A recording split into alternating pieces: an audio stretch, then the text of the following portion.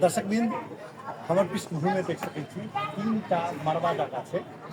एहिठाम प्रत्येक साँझ गंगा आरती होइत छै।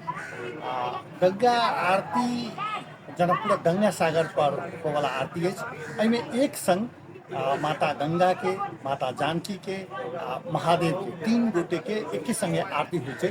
जनकपुरक ऐतिहासिक गंगा सागर पर होइ छै। करीब 10 वर्ष से बेसी समय से एहिठाम आरती होइ छै। संगीत प्रधान ई आरती देखबाक लेल साँझ में गंगा सागर पर भीड़ लागल रहै छै।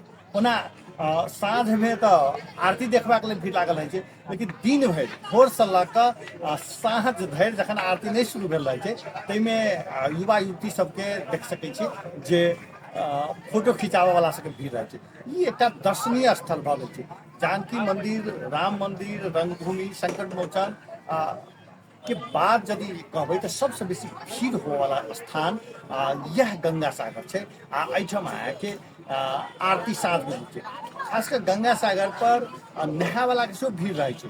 चूँकि कहल जाइ छै जे गंगा सागर में स्नान कऽ कऽ जानकी मंदिर में पूजा केला से विशेष फल प्राप्त होइ छै, तेहन मान्यता छै। ताहि के कारण से सेहो एहिठाम भीड़ लागल छै।